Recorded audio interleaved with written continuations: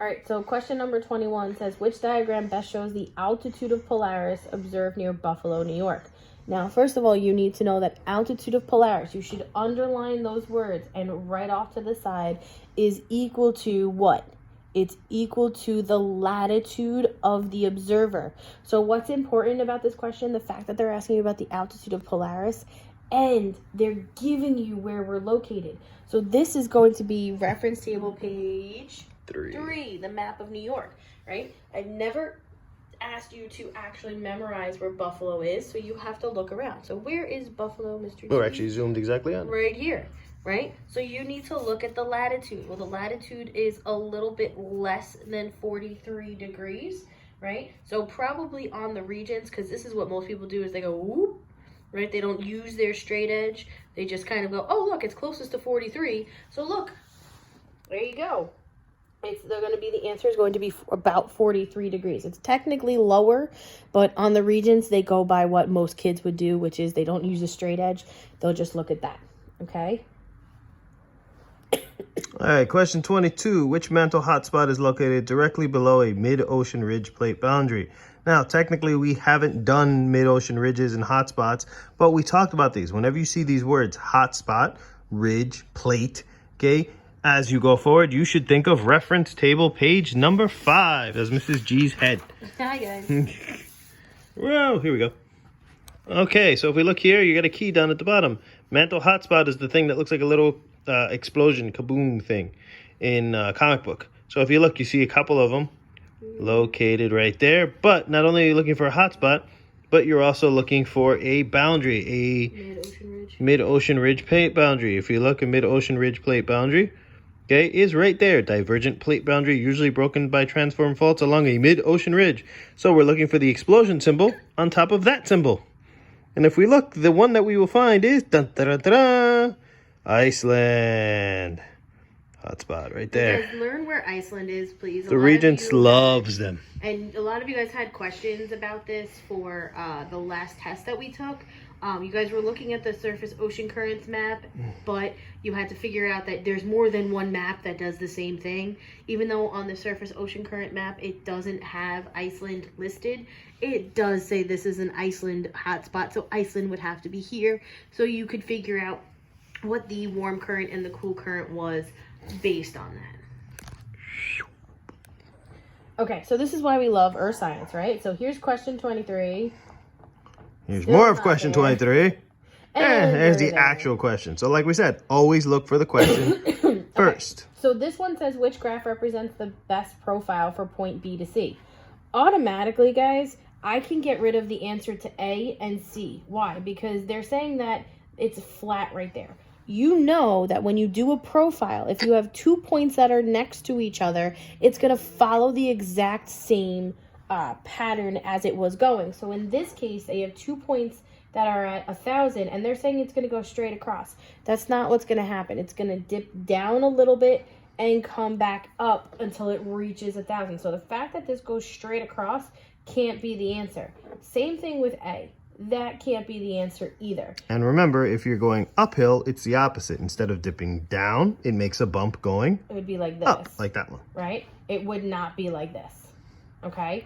So when you're looking at this, it can't be B either. And there's 2 reasons for it. To go back to the map here, remember, when you're doing a profile, you take a piece of paper, you put it underneath, right? And then you put all of the little tick marks every time you knock into a contour line, right? And you write down how much it is, and then you bring it down to the graph, so on and so forth.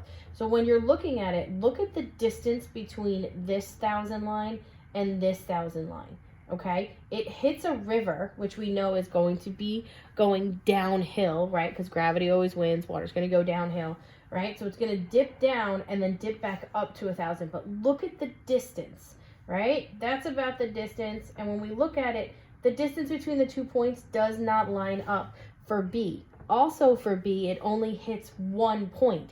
So we know that's not what happens because it goes from 1,000 to another 1,000. So even if you didn't want to draw the profile for this one, you can figure out that the answer should be D.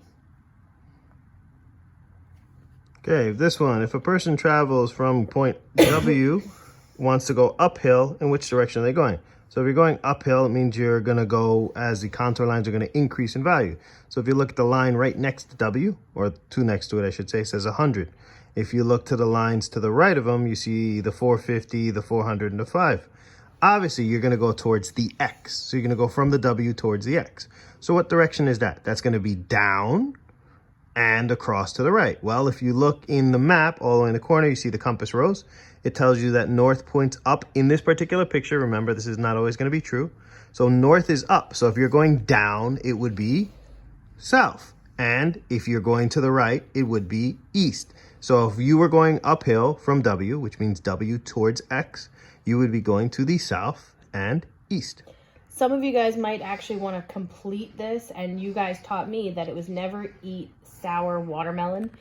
So there's other things. Somebody said never eat soggy waffles. We were having a whole grand time. Just keep it clean. Just, yeah, make sure it's appropriate, whatever it is. Mumble it in your own head. Exactly. Don't say it out loud. Okay.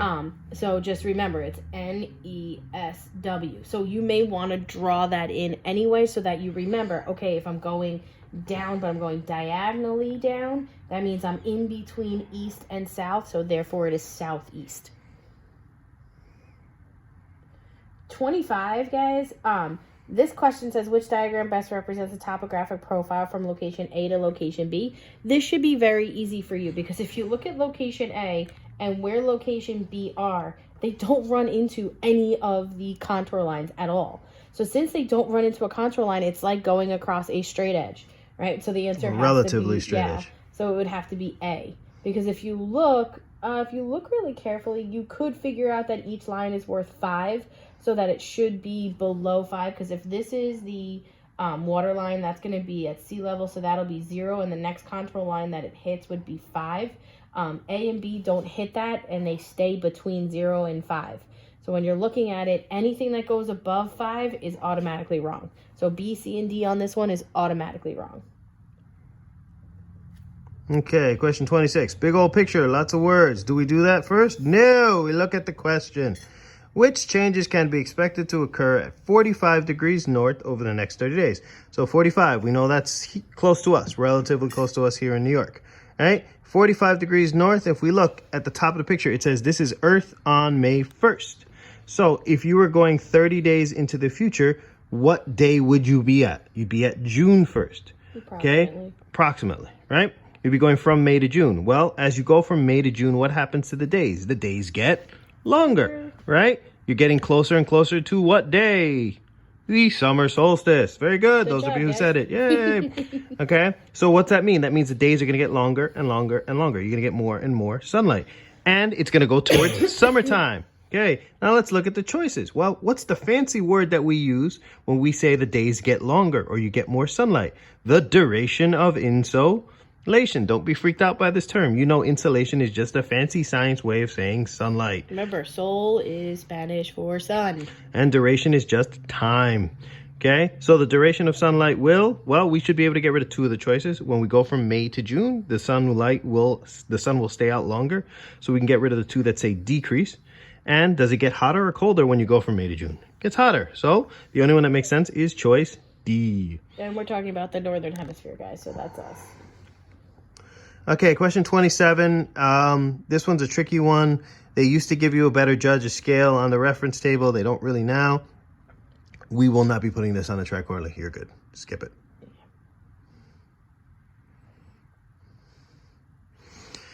Which diagram best represents the appearance of the sun and the moon to an observer located within the umbra of the moon shadow? So if we look here, what event is this, ladies and gentlemen? You've got the sun, then the moon, then the earth, all lined up in a pretty little line. This would be a eclipse. What kind of an eclipse?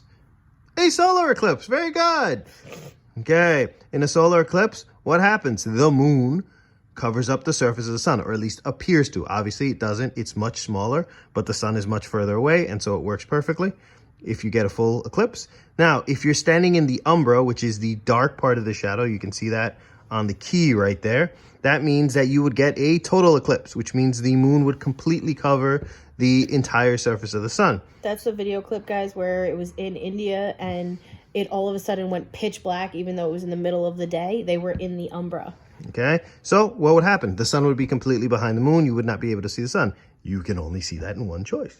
Choice number A. And thank you.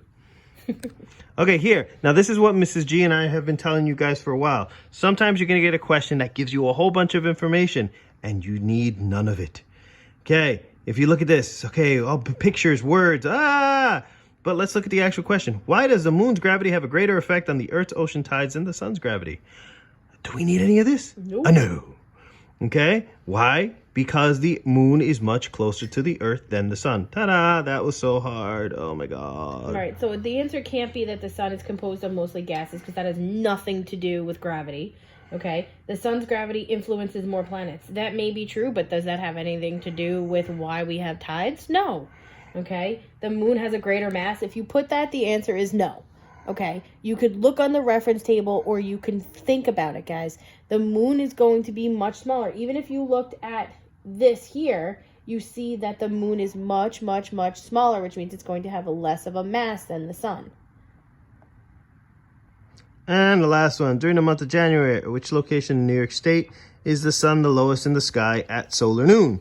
So, to figure out where the sun is at solar noon, you need to know one piece of information, the latitude. Okay? And the latitude is going to tell you where the sun is at noon time. Okay? Now, depending on the time of year, your sun's going to be higher or lower. Well, this is telling you in January. In January, is the sun going to be high in the sky in New York? No, it's the winter time. It's the shortest days of the year or around this time. And the further away you are from the equator, in fact, the further away you are from where the sun is at zenith, which is going to be, in this case, all the way in the southern hemisphere, okay? The further away you are from that, the lower in the sky that is. So what does that mean? That means the bigger your latitude is in January, the lower your sun is going to be at noon. How do we figure that out? It's a New York State question.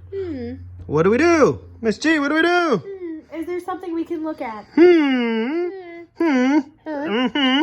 Yes, there is.